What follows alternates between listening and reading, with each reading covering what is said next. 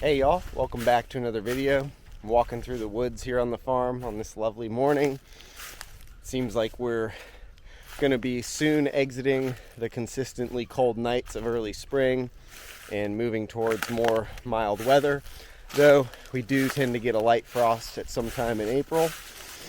I wanted to talk today a little bit about something that is a concerning mentality I see amongst young farmers in particular, and just wanted to share my thoughts and address that.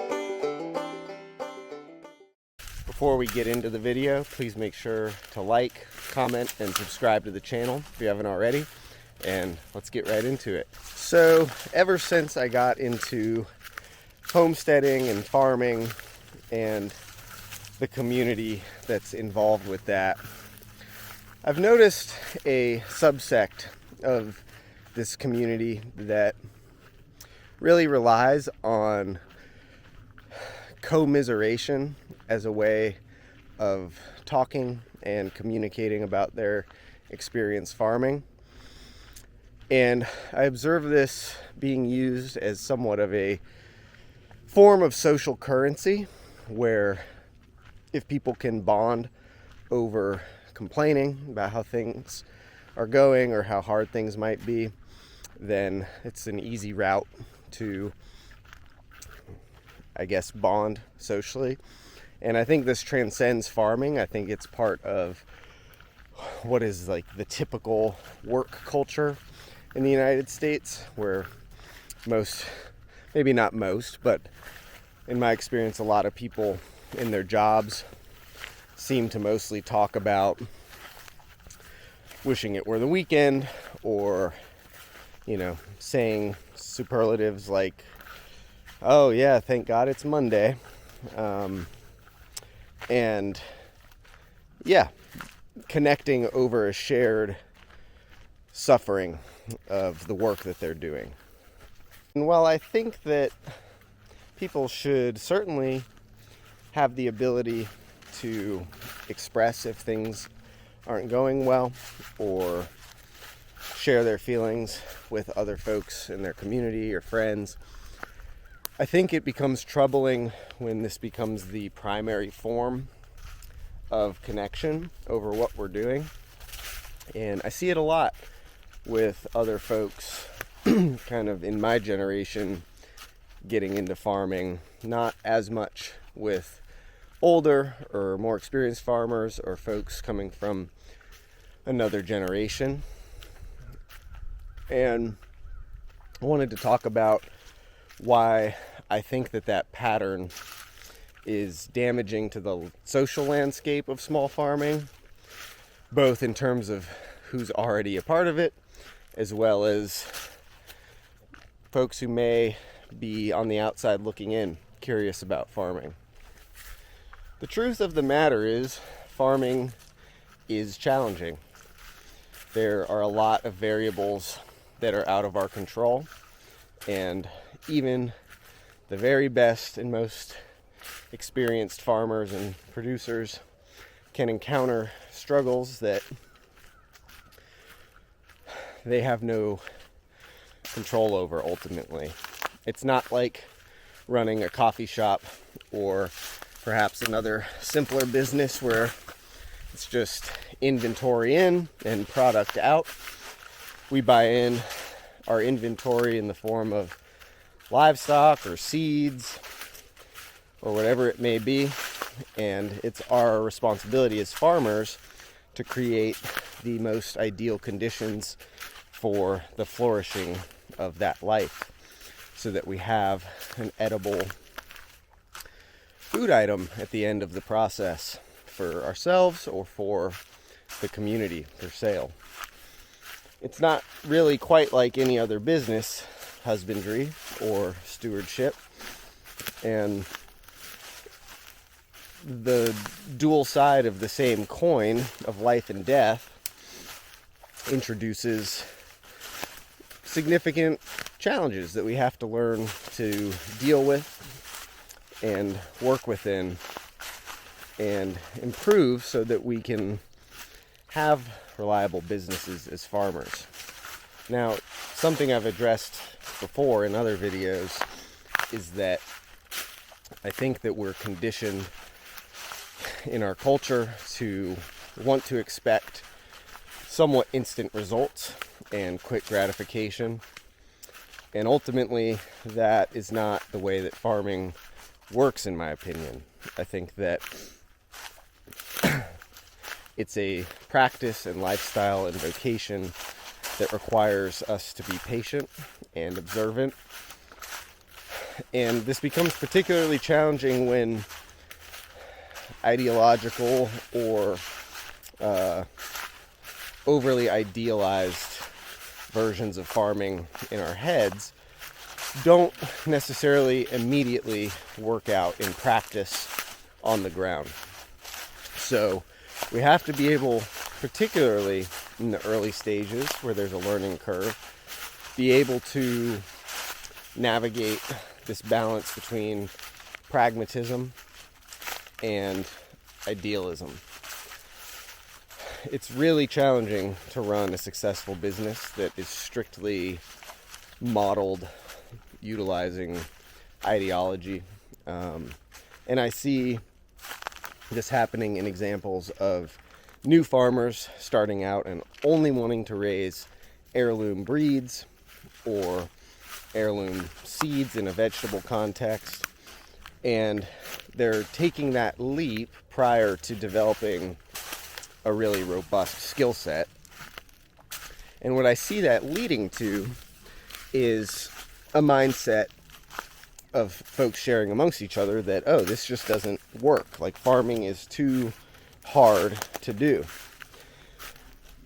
I'm supportive of heritage breeds and heirloom seeds, and we strive to move more and more in that direction.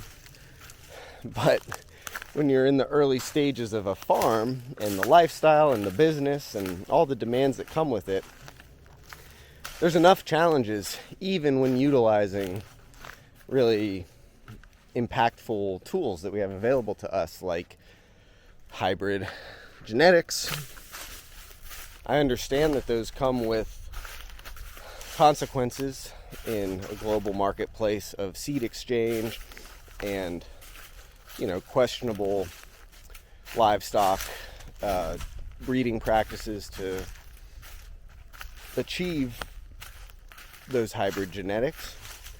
And it's not something we're basing our business off in the long term. However, we're doing our best to strike that balance between what is our long-term ideal and how can we be pragmatic in the present to work towards achieving that. When we set out to farm, we knew that we wanted to be full-time farmers, producing our full-time income from the farm really early on in the life of the landscape and the business. And we didn't see that as necessarily possible without a transition phase. This includes us producing more familiar and reliable staples, such as annual vegetables and chicken, and seeking to transition over time to a business model that relies more on perennial production and strictly grass-based meat production. But we knew that getting started and wanting to be full-time on the land so that we could dedicate adequate time and resources to that long-term vision, we had to be here earning a living in the meantime. Now, when that ideological mindset turns into folks becoming discouraged, I see it as a really significant problem in the farming space, because not only does it create social situations where it honestly can feel uncomfortable for us to share how well things have gone for us with our approach at Wild East. But it also creates a message that I don't think is very attractive to folks who are interested in getting into farming. If people talk to farmers or visit their farms or go to workshops and they have a woe is meism about their farming, then I don't think that folks, like I said, from the outside looking in, are going to have much interest. And I think it's really critical for us as farmers, especially, young farmers who are setting an example for this next generation coming into it, to have a really positive outlook and a positive mindset and be authentic and share the challenges that come with it, but to not make it seem like farming is inherently nothing but struggle, challenge. It's impossible to make it work. It's hard to make it work, and I'm not going to parse words there, particularly with a complex multi-enterprise business like we operate. But whenever I'm out at speaking engagements or talking to college students or whoever it may be, I make sure to genuinely share my enthusiasm and excitement about this endeavor that we're undertaking. If the norm in corporate or otherwise forms of work, if the norm in corporate or other forms of work culture is a sense of martyrdom, and in general, as farmers, we're swimming against the stream and trying to step outside of those paradigms, it doesn't just come down to our day-to-day habits and rituals. It's nice to be out harvesting vegetables instead of commuting to an office. It's nice to be interacting with the cycles of life and death and the seasons. And it's a critical part of all of it in our role as farmers. But we also have to step against the grain with our mindset and not fall victim to the dominant mindsets that really permeate the work culture that I see in the United States. We also need to set examples for other farmers and curious young folks that this is a viable thing that you can do. If you remember back to elementary school, and we're often asked the question at a young age, what do you want to do when you grow up? Or reaching the end of high school or college and being more serious about those decisions, I don't remember anyone saying anything about farming or agriculture. And it's not in the dominant paradigm to even recognize it as an option.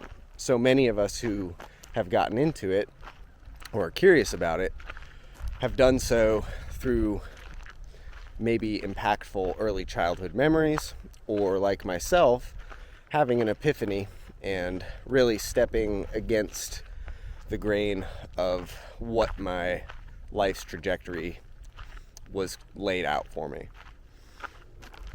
So how do we get folks interested in seeing it as an option? Well, one is we have to demonstrate profitable business models. Two is we have to demonstrate a work-life balance, because nobody wants to be overworked and chronically on the brink of burnout. And we also have to exude an energy that's exciting and that gets people interested. We can't be martyrs and in a situation where that's really the only thing we can find ourselves talking about as it relates to farming. So, wanted to just briefly talk about that mindset and see if anyone watching wants to share their experience with that, and if they've struggled with growing food in a way that makes it feel too challenging to pursue for the long haul. Like I said, it's definitely challenging, but I think that seeing challenges as learning opportunities instead of writing them off as excuses to not continue to pursue it is important with anything that we're trying to do in life. Practice takes time, skills take time to develop, and we have to humble ourselves to the reality that we can't just go into something thinking we have it all figured out. And I really think that that is at the core of what breeds this mentality, is stepping into it through an ideological lens and then being upset or discouraged when things don't go exactly according to plan. I'm often asked what has been the hardest thing about starting a farm or the biggest challenge. And, you know, in a lot of people's context, even just accessing land is the biggest challenge. And that was a challenge for us for a long time. But it's genuinely a hard question for me to answer because I don't really look at issues that come up on the farm as challenges per se. I see them as growth opportunities and chances for me to improve in my practice and in my lifelong dedication to being a steward of the land and a impactful member of my community. So I hope that this video resonates with folks and that we can recognize these patterns, whether they're in ourselves or something we observe in our spaces, and ideally get to the root of what causes these mentalities of negativity, feeling like a victim. Something that really stood out to me in my time in South Africa is relative to the American context that a lot of young farmers experience. These folks in South Africa have every excuse to not produce and not pursue farming, challenges that we really can't even imagine, and yet they pursue it nonetheless. And that was really inspiring to me because in a lot of ways we're privileged in this country in manners that we may not even recognize until we step out of it. And I think it's important, again, to humble ourselves and know the struggles that people in other contexts are facing, and really impactful to see how that affects them or doesn't. In the context of South Africa, seeing folks not be able to get adequate supplies or having extreme climatic issues or social issues, a really suffering economy, and still following suit and doing whatever they can in their context and maintaining such a positive outlook nonetheless was something that stood out to me. So that's it for today's video, just sharing some thoughts on this mindset and my experience and how I've navigated some of these challenges personally. Again, please comment your experience below and share what your thoughts on this video, and we'll see you next time.